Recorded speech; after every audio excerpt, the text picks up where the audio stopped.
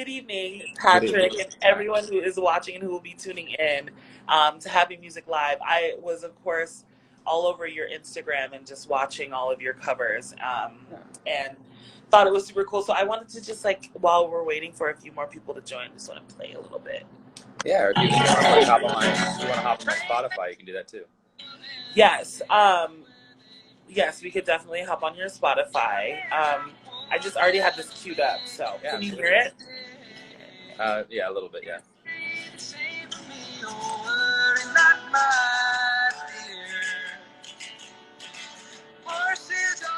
How was your day? Oh my gosh. So my day, it's funny because a big part of the conversation that we have with Happy Music Live and just with Happy in general is about connecting with people like exactly where they are. So it's kind of funny because today I'm like, I had a good day, but I got into town at like 5 in the morning. So I've been kind of in a dream state, but it's been nice. Are you frozen? Let's see.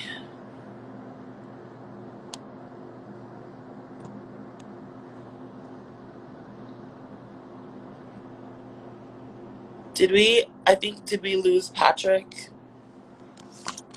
All right, I think we lost Patrick. I think he's going to try to come back and join us here in a second. But I will get started. My name is Ruth Johnson, and I am working here with the Happy team at Happy Music. And this is Happy Music Live. It's a time that's designed to connect with artists on real, raw conversations and a way for us to really discuss how mental health and music go together and how music has, soundtracked our lives for so long. And so I'm going to bring Pat in real quick. There we go.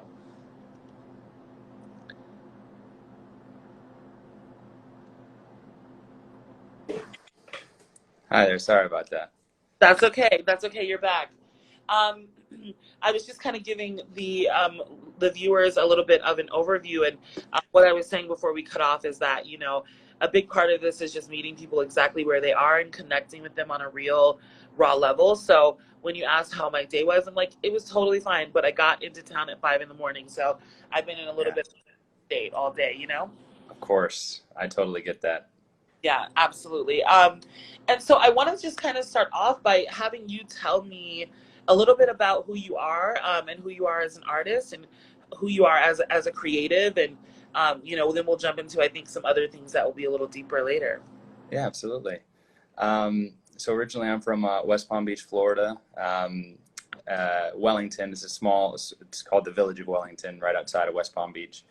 And that's where I grew up, and I started writing music when I was in 10th grade, and I've been playing guitar since I was 10 years old. And it wasn't until I got to college that I started, looking inwardly, at myself, and then really assessing, how I was processing things. And a lot of how I was processing things at the time was through music. A lot of people have therapy, and for me, I've got songwriting. And a lot of my songs, especially on my album that I released in 2019, are all very therapeutic and inwardly emotional. Like looking inward and really looking at yourself and saying, okay, how do I feel about this, and what's the truth of that? Yeah. Yeah. Oh my gosh. Okay, I love that because what's the truth of that? I feel like it's so easy for us to connect and Sorry, I've got an electrician here. I do go apologize. I'm ahead, moving let into him a new in. place. No worries, let him in. He's here early. I told him to come at 7. That's okay. Oh boy. That's what Sorry we're about saying, that. real, raw, okay? Yes, indeed. Authenticity. Hey, Minor, you're here early, my friend. Yeah, Yeah, you're here early. yeah, I'm working close. All right. Okay, ready. All right. Sorry about that. Yeah, no Here we problem. are. Meeting each other exactly where we are. Exactly. So I love that you said, finding the truth in that because it really allows us, I think, to have real open conversations about the kinds of things that changed us. Yeah. And you as a musician and a songwriter, so much about how music can really be a part of things that uplift us and take us to a different place and soundtrack some of the like wildest, best, amazing low moments, whatever it is, right? It kind of covers the spectrum. So talk about your experience and how music, both making music and being a lover of music, has impacted your mental health? Yeah, it's a really thoughtful question. Um, so, yeah, like I said earlier, for me, songwriting for a very long time was therapy for me. Was working through the emotions that I was feeling, putting them to music, and then being able to ask myself, okay, like is that as true as I can depict what it was that I was feeling, and oftentimes when I would write a song, I would write it, play it, listen to it, let it rest for a little while, and then come back to it and ask myself, okay, does that seem true? Does that seem real? And so being able to grant myself the space in my songwriting to ask myself, okay, was I being fair, for where I was? And if I was writing a song about somebody, like, was I being fair to that person that I was writing that song about? you know and and then also when it comes to my own mental health, it is just always intense catharsis whenever I can release those thoughts and those lyrics and those words that are bouncing around your skull, and put them into a song, and let them be what they are. And then it grants me a little bit more objectivity in my life, to be able to look at a song and say, that was an interesting chapter. Yeah. That was a chapter of my life, and I really, I'm thankful that I went through that, no matter good or bad. I'm grateful for where it's brought me today. Yeah. I would say that's what's most helpful about songwriting for me, and how it's, helped me get through my life.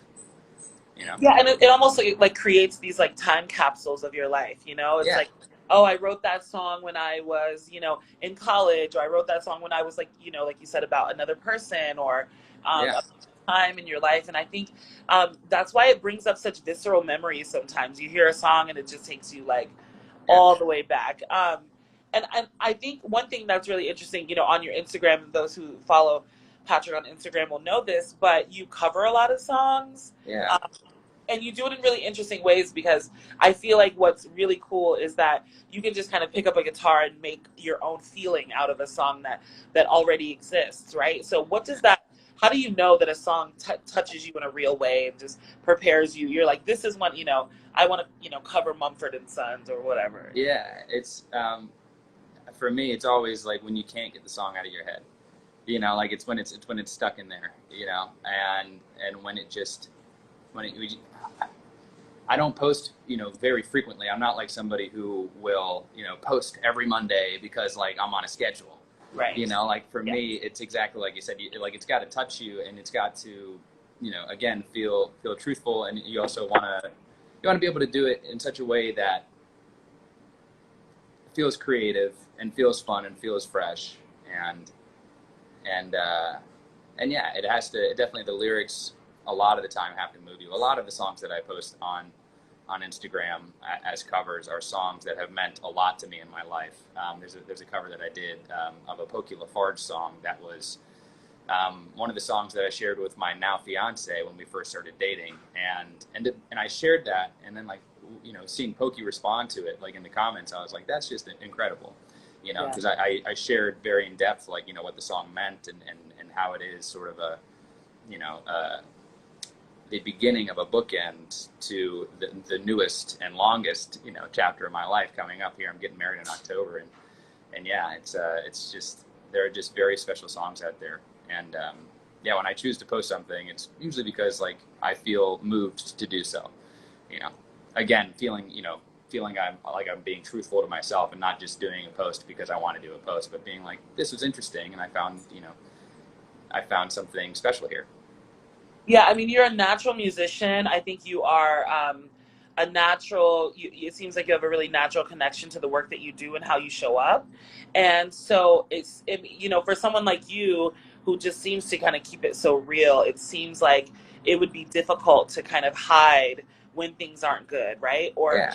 yeah, it's like, and I think that kind of real like rawness is what we all look for from musicians, because I want to know when you're on top of the world, and I want to know how you cope when you're not on top of the world, or when, you know, the world is spinning underneath. So how do you find the balance? You know, obviously things are there are a lot of really great things happening because you're getting married in October. You know, you have a support system and people who love you, but things are not always peaches and flowers, right? So how do you stay focused on the times that you want to get better while still be grateful for the times that you have? Yeah, I mean, just counting my blessings, you know, like counting the things that I do have in my life. And Amanda, who's just now hopped into the chat here, she, you know, is just a constant reminder of all the things that I'm grateful for in my life. You know, like there was a time earlier this year where I was considering, you know, like giving up one of my dreams, which is performing, you know, and because there was so much going on with COVID and the quarantine and feeling so disconnected. And I had a break in January where my place got robbed, you know, and like it just seemed like it was like one thing after another, where it seemed like the universe was just like, why are you in Los Angeles? Right. You know, and she was the one, you know, who, you know, supported those feelings that I was having and validated them and said, like, it's, you know, it's okay for you to be feeling this way, and it's okay for you to, you know, think that maybe this isn't your goal right now, but while we're here, you know, while we're together and while we're sticking it out here in Los Angeles, it's like what you need to do is be grateful for what you do have, and also, you know, persevere and don't stop just because some things have gone wrong. Like you need to, I've just, through her, I've realized how grateful I am to be out here, even despite all the crappy stuff that happened at the beginning of the year. You know, like I'm so grateful that I have her in my life, because she's the one that keeps me focused on what it is that I do, and why I moved out to Los Angeles, which is to pursue the thing that I love. You know. Yeah, and I think that, you know, feeling that kind of comfort from someone who truly wants to believe in you and wants you to go after your dream and doesn't want you to give up, right? Even in those times when it's really hard. I think that is, you know, what support systems and what emotional support systems are all about. You know, having someone hear you and feel you and be with you and want the best for you, even though you might be like, oh, I want to, like, you know, sit in the house and eat worms all day. You know, she's like, no, like, you know, pull it together, you know, really believe in yourself and find yourself in a space where you can, you know, grow through it. And I think that's also what is really important about Happy the movement, is this idea of emotional support and how we provide that for each other. And so sometimes, you know, if you don't have an amazing person like, you know, Patrick's amazing fiance, there are, you know, there's still a need for folks to be able to, like, pick up the phone and reach someone who cares. And what we do at Happy, and that's, I think, a big part of why this conversation is so important, because many of us, if we don't have that kind of connection, music has been that connection for us, right? Like, I think sometimes hard times can be defined by the songs that we play that give us, you know, the strength to get through. And so when it comes to your creative process and you writing new music, or even just enjoying, you know, being an artist in this space and in this time, how does your environment influence what kind of music you make? Yeah. So as of late, within this past year and a half, it's been, you know, it's been difficult to search more introspectively, because I've had so much time to do so, you know, and there's so much that I think all of us are going through, that for me, looking inwardly during this time has been more of a personal thing, and less of one that I care to write about. But when it comes to my environment, I've been working full time during the pandemic. I work full time at the front desk at a hotel in the middle of the night. And so what I've been doing in this past year is I've got like 15 songs in the back pocket, all about folks that I've, you know, seen in the middle of the night, and I try my best to understand their stories, you know, because it's really easy to judge people who are, you know, coming into your front desk, and maybe they're not mentally well, maybe they're, you know, not financially well, maybe they're just having a bad night, you know, maybe they're just going through it, or maybe they're just, you know, in a bad mood, who knows. but it can be really, really easy to judge somebody like that. And through my songwriting, I've taken these people in my mind, and I've created songs around them, trying to understand their lives and trying to understand what it is that they're going through instead of judging them for it, and try to be objective about it, while not, placing a label on somebody, saying like, oh, this person's wrong, this person's bad, but saying, like, this person has their own chapter of their life that they're going through. And that's been really therapeutic for me as well, not looking so inwardly at myself, but looking outwardly and trying to find parts of myself in others. Yes. Oh, that's so good. That's so, so good. Trying to find parts of yourself in others. And so do you find that that kind of sentiment makes you more compassionate even towards yourself, because if you see someone else who's having a hard time, your natural inclination is to want to like be there for them, right? But sometimes when we go through things, like, we're like, oh, we're very hard on ourselves. And so I'm curious to know your thoughts on that kind of circular compassion that exists with finding yourself in someone else, and then also, being a little softer inwardly too. Yeah, absolutely. I would say I've definitely, grown to be a little bit more patient with myself and allowing myself space to say, like, right now, this chapter that you're going through, it might not be the most productive. I've been talking a lot with my friends about how I've felt the need to write music, but not the need to produce music. And just allowing myself the space to say, like, if you don't feel the need to produce, you don't have to produce. Do the thing that's bringing you joy, and do the thing that is lifting you up and pushing you forward on this journey. Because, like, right now, if you don't feel the need to produce, then don't do it. Yes. Like, granting yourself the grace to say, like, you don't have to push yourself so hard and put a lot of pressure on yourself, because you're the only one that's doing that. Unless you literally have somebody else saying, like, you need to get this done at this time, at this hour, a lot of creatives can, and I found this a lot in my friends as well, a lot of creatives can put a pressure on themselves to say, like, oh, I'm not, meeting the expectations that I set for myself. And it's like, well, then set different expectations. It's okay to set different expectations. It's okay to, like, have a different goal than the one that you were, like, straight out of the gate trying to accomplish. It's like, you have to do the small goals first. You have to do the little incremental things first. And then that big goal will eventually, find its window again. Because sometimes, I constantly equate life out here in Los Angeles to, like, being in a boat and you're out here fishing, and you hope that your bait is good. And sometimes, like, one day you'll have really, really good bait, and other days, you'll have just, like, 2 worms. Right. And you have to grant yourself the patience to say, like, all right, today I had 2 worms, tomorrow I'll hopefully have a bigger fish for bait. Yeah. I totally understand that. And it speaks to so much of what we're seeing with, like, Simone Biles and, Naomi Osaka, how these, like, people who seemingly have it all, right, have to just also take their rest. And sometimes that's what we have to do in order to recharge and come back. And I also think it's so important what you said about the expectations, especially, like, being in LA, being a musician, all the goals that we have for ourselves sometimes can be really, really lofty. And in a lot of ways, that's really great, because that gives us the motivation to get through it. But then we can also be really hard on ourselves. Like you said, if we don't, if our boat's not the biggest, or the bait's not the strongest, or, whatever it is. And I think being able to have that connection and emotional support system, especially through music, is so, so important.